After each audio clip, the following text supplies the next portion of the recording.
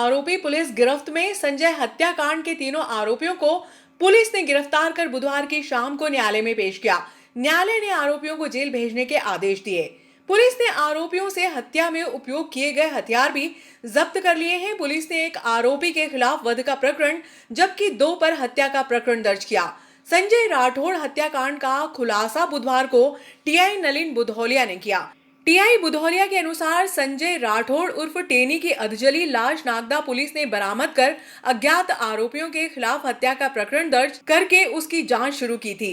जांच में पुलिस को जानकारी मिली थी कि घटना की रात को मृतक संजय को आखिरी बार शक्ति कोटवार के साथ देखा गया था, जिसके साथ एक अन्य व्यक्ति भी था जिसकी पहचान बाद में संदीप उर्फ चोटी के तौर पर हुई थी। सर, संजू टेनी हत्याकांड के आरोपी को आज पुलिस ने गिरफ्तार करा और न्यायालय में पेश करने की तैयारी। सर, क्या है पूरा मामला? बीते पखवाड़े में हमें बनमनी रोड पर एक अधजली लाश मिली थी जिससे की शिनाख्त संजय राठौर के रूप में हुई थी। उसमें हमने प्रकरण पंजीबद्ध करने के बाद जांच की और उसमें अज्ञात आरोपियों के खिलाफ हत्या का प्रकरण पंजीबद्ध किया था। इस दौरान हमको जानकारी मिली थी कि आखिरी बार मृतक को उसके मोहल्ले की शक्ति कोटवार के साथ में देखा गया। तो उसके बाद हमें शक्ति कोटवार की तलाश थी जो घटना दिनांक के बाद से ही फरार हो गया था। उस पर हम लगातार नज़र रखे हुए थे। उसने अपने मोबाइल फ़ोन भी स्विच ऑफ कर लिए थे, कोई दूसरे फ़ोन इस्तेमाल कर रहे था। ये भी जानकारी हमको जांच के दौरान पता पड़ी थी कि एक नीलेश करोसिया है, वो एक हत्या के मामले में आजीवन कारावास की सज़ा भुगतने के लिए भैरवगढ़ जेल में बंद था, जो नवंबर में 21 तारीख को 2 महीने के अस्थायी पैरोल पर रिहा किया गया था। और जब वो जेल में था तो उसकी पत्नी के साथ में मृतक के शायद कुछ अनैतिक संबंध हो गए थे। इस बात से भी उसकी उस मृतक के ऊपर टेढ़ी नज़र थी। घटना के बाद से नीलेश करोसिया भी फरार हो गया था। उसने भी अपने मोबाइल फ़ोन बंद कर लिए थे और दूसरे फ़ोन नंबरों का इस्तेमाल कर रहा था। मैं तकनीकी सहायता प्राप्त की और कुछ मैदानी अपने सूचना तंत्रों को मजबूत किया, जिसके आधार पर हमें सूचना मिली कि ये दोनों आरोपी जो है इंदौर में परदेसीपुरा क्षेत्र में कहीं पर है। टीम हमने रवाना करी थी। तो इंदौर में परदेसीपुरा और छतरीपुरा एरिया से हमें नीलेश करोसिया और शक्ति कोटवार मिले। इनके साथ में ही एक व्यक्ति और था, इसका नाम संदीप उर्फ चोटी है, वो भी इनके साथ में घटना समय पर मौजूद था। पूछताछ में इन्होंने हमें ये बताया है कि दिवाली के करीब शक्ति कोटवार और मृतक संजय का कुछ झगड़ा हुआ था, जिसमें उसने उसका वीडियो मारते हुए बना लिया था और उसको सोशल मीडिया पर डाल दिया था, जिस वजह से शक्ति अब काफ़ी बेइज्जती महसूस कर रहा था और बदला लेने की उसके मन में विचार आए थे। तो इन्हीं कारणों के चलते हुए इन्होंने घटना दिनांक को एग्जैक्टली 9 तारीख को 9 जनवरी को साथ में बैठकर शराब पी एक मकान में, और उसके बाद और शराब पीने के लिए दोनों अपनी अपनी मोटरसाइकिल से घटनास्थल बनमनी रोड पर पहुंचे। वहाँ इन पुरानी बातों को लेकर दोनों के बीच में काफ़ी झगड़े हुए और इस दौरान नीलेश ने पिस्टल से उस पर गोली दाग दी। उसके बाद शक्ति ने उसके ऊपर अपने पास रखे हुए चाकुओं से उसके सीने पर वार किए, जिससे वो मर गया। उसके बाद नीलेश बरमली वाले रास्ते से अपने घर चला गया और शक्ति और संदीप ये रुपेटा रोड से होते हुए राजस्थानी पहुँचे। वहाँ से एक परिचित ने इनको घर के पास तक छोड़ा। वहाँ जाके शक्ति को ख्याल आया कि अगर इसकी लाश पहचान ली जाएगी तो हो सकता है कि ये पकड़ में आ जाए, क्योंकि इसके साथ में इसको देखा गया है। तो साक्ष्य मिटाने के लिए इसने फिर एक अपने दोस्त की मोटरसाइकिल ली और संदीप को बैठा के राजस्थानी होटल गया। वहाँ से एक पानी की बोतल खरीदी, उसको खाली किया और वहाँ पास में एक पेट्रोल पंप से उसमें 1 लीटर पेट्रोल उसने भरवाया। फिर दोबारा घटनास्थल पर जाकर उसने उसकी लाश को जलाया और उसके जूते भी उतार के वहीं रख लिए कि इसको भी फेंक दें कहीं इससे शनाख्त ना हो जाए। उसकी मोटरसाइकिल भी वहाँ से हटाना चाहता था, लेकिन उसकी बदकिस्मती से वो मोटरसाइकिल स्टार्ट नहीं हुई, तो वो मोटरसाइकिल वहाँ से हटा नहीं पाया। थोड़ी दूर घसीट के उसको छोड़ के चले गए। हमने उनको गिरफ्तार किया है और उनके पास से घटना में प्रयुक्त किए हुए जो हथियार हैं, चाकू और पिस्टल वगैरह, उसको भी जब्त कर रहे हैं। सर, मृतक का मोबाइल अभी तक नहीं मिला सर। हाँ, वो मृतक की पहचान न हो जाए इसलिए शक्ति ने उसका मोबाइल भी रख लिया था और उसने बताया कि फरारी के दौरान उसने चित्तौड़गढ़ में किसी नाले में मोबाइल फेंक दिया है, जिसकी तलाश में भी हमारी टीम रवाना होगी। सर, इंदौर में कोई घटना को अंजाम के खिलाफ किस किस धारा में प्रकरण दर्ज किया गया सर? अपराध धारा 302 और 201 में तो अपराध पंजीबद्ध है ही, लेकिन नीलेश जो कि आजीवन कारावास की सज़ा भुगत रहा था और इस दौरान उसके द्वारा पुनः हत्या जैसा अपराध घटित किया गया, इसलिए उसके खिलाफ धारा 303 बाधा बेटा जाओ इसमें किया गया।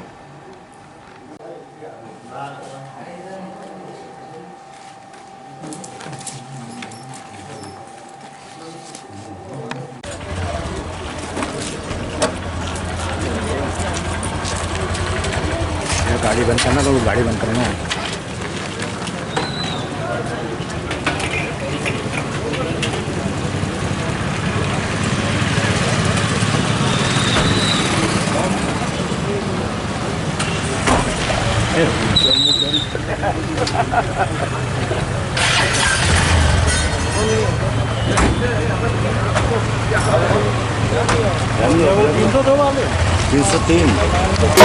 राणा ट्रॉफी में धुआंधार क्रिकेटरों में महामुकाबला।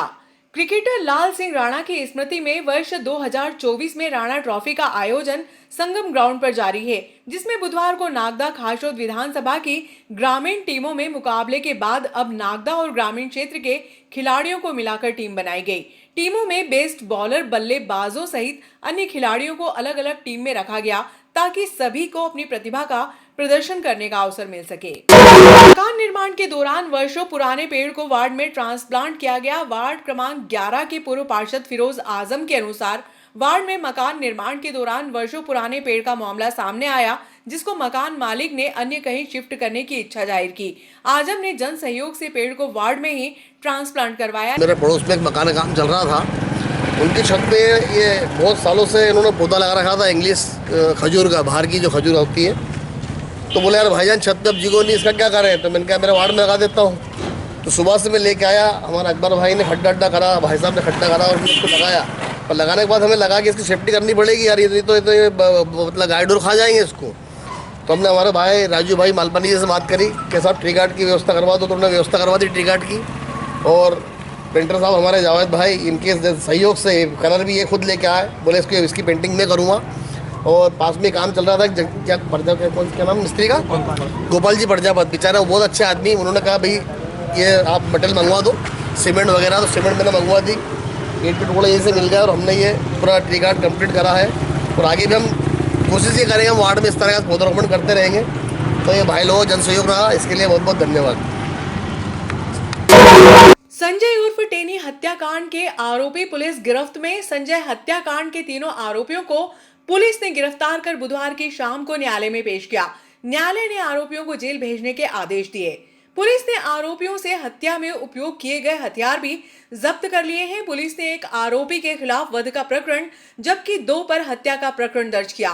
संजय राठौड़ हत्याकांड का खुलासा बुधवार को टीआई नलिन बुधौलिया ने किया। टीआई बुधौलिया के अनुसार संजय राठौड़ उर्फ टेनी की अधजली लाश नागदा पुलिस ने बरामद कर अज्ञात आरोपियों के खिलाफ हत्या का प्रकरण दर्ज करके उसकी जांच शुरू की थी।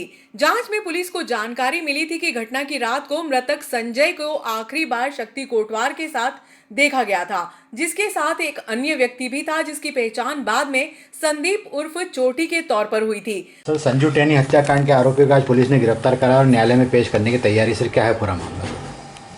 बीते पखवाड़े में हमें बनमनी रोड पर एक अधजली लाश मिली थी, जिससे कि शिनाख्त संजय राठौर के रूप में हुई थी। उसमें हमने प्रकरण पंजीबद्ध करने के बाद जांच की और उसमें अज्ञात आरोपियों के खिलाफ हत्या का प्रकरण पंजीबद्ध किया था। इस दौरान हमको जानकारी मिली थी कि आखिरी बार मृतक को उसके मोहल्ले की शक्ति कोटवार के साथ में देखा गया। तो उसके बाद हमें शक्ति कोटवार की तलाश थी, जो घटना दिनांक के बाद से ही फरार हो गया था। उस पर हम लगातार नज़र रखे हुए थे। उसने अपने मोबाइल फ़ोन भी स्विच ऑफ कर लिए थे, कोई दूसरे फ़ोन इस्तेमाल कर रहे था। ये भी जानकारी हमको जांच के दौरान पता पड़ी थी कि एक नीलेश करोसिया है, वो एक हत्या के मामले में आजीवन कारावास की सज़ा भुगतने के लिए भैरवगढ़ जेल में बंद था, जो नवंबर में 21 तारीख को 2 महीने के अस्थायी पैरोल पर रिहा किया गया था। और जब वो जेल में था तो उसकी पत्नी के साथ में मृतक के शायद कुछ अनैतिक संबंध हो गए थे। इस बात से भी उसकी उस मृतक के ऊपर टेढ़ी नज़र थी। घटना के बाद से नीलेश करोसिया भी फरार हो गया था। उसने भी अपने मोबाइल फ़ोन बंद कर लिए थे और दूसरे फ़ोन नंबरों का इस्तेमाल कर रहा था। में तकनीकी सहायता प्राप्त की और कुछ मैदानी अपने सूचना तंत्रों को मजबूत किया, जिसके आधार पर हमें सूचना मिली कि ये दोनों आरोपी जो है इंदौर में परदेसीपुरा क्षेत्र में कहीं पर हैं। टीम हमने रवाना करी थी, तो इंदौर में परदेसीपुरा और छतरीपुरा एरिया से हमें नीलेश करोसिया और शक्ति कोटवार मिले। इनके साथ में ही एक व्यक्ति और था, इसका नाम संदीप उर्फ चोटी है, वो भी इनके साथ में घटना समय पर मौजूद था। पूछताछ में इन्होंने हमें ये बताया है कि दिवाली के करीब शक्ति कोटवार और मृतक संजय का कुछ झगड़ा हुआ था, जिसमें उसने उसका वीडियो मारते हुए बना लिया था और उसको सोशल मीडिया पे डाल दिया था, जिस वजह से शक्ति अब काफ़ी बेइज्जती महसूस कर रहा था और बदला लेने की उसके मन में विचार आए थे। तो इन्हीं कारणों के चलते हुए इन्होंने घटना दिनांक को एग्जैक्टली 9 तारीख को 9 जनवरी को साथ में बैठकर शराब पी एक मकान में, और उसके बाद और शराब पीने के लिए दोनों अपनी अपनी मोटरसाइकिल से घटनास्थल बनमनी रोड पर पहुंचे। वहाँ इन पुरानी बातों को लेकर दोनों के बीच में काफ़ी झगड़े हुए और इस दौरान नीलेश ने पिस्टल से उस पर गोली दाग दी। उसके बाद शक्ति ने उसके ऊपर अपने पास रखे हुए चाकुओं से उसके सीने पर वार किए, जिससे वो मर गया। उसके बाद नीलेश बरमली वाले रास्ते से अपने घर चला गया और शक्ति और संदीप ये रुपेटा रोड से होते हुए राजस्थानी पहुँचे। वहाँ से एक परिचित ने इनको घर के पास तक छोड़ा। वहाँ जाके शक्ति को ख्याल आया कि अगर इसकी लाश पहचान ली जाएगी तो हो सकता है कि ये पकड़ में आ जाए, क्योंकि इसके साथ में इसको देखा गया। तो साक्ष्य मिटाने के लिए इसने फिर एक अपने दोस्त की मोटरसाइकिल ली और संदीप को बैठा के राजस्थानी होटल गया। वहाँ से एक पानी की बोतल खरीदी, उसको खाली किया और वहाँ पास में एक पेट्रोल पंप से उसमें 1 लीटर पेट्रोल उसने भरवाया। फिर दोबारा घटनास्थल पर जाकर उसने उसकी लाश को जलाया और उसके जूते भी उतार के वहीं रख लिए कि इसको भी फेंक दें, कहीं इससे शनाख्त ना हो जाए।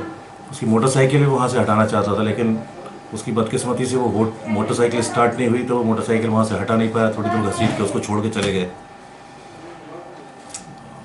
हमने उनको गिरफ्तार किया है और उनके पास से घटना में प्रयुक्त किए हुए जो हथियार हैं, चाकू और पिस्टल वगैरह, उसको भी जब्त कर रहे हैं। सर मृतक का मोबाइल अभी तक नहीं मिला सर।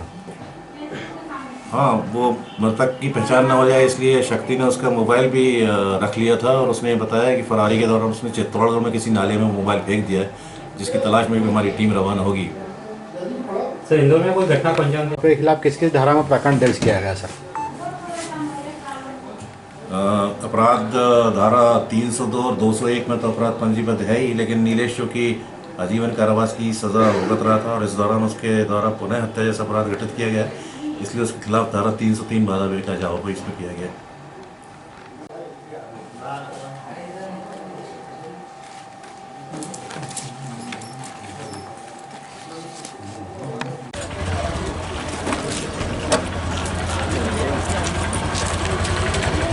गाड़ी बंद करना, तो गाड़ी बंद करना है।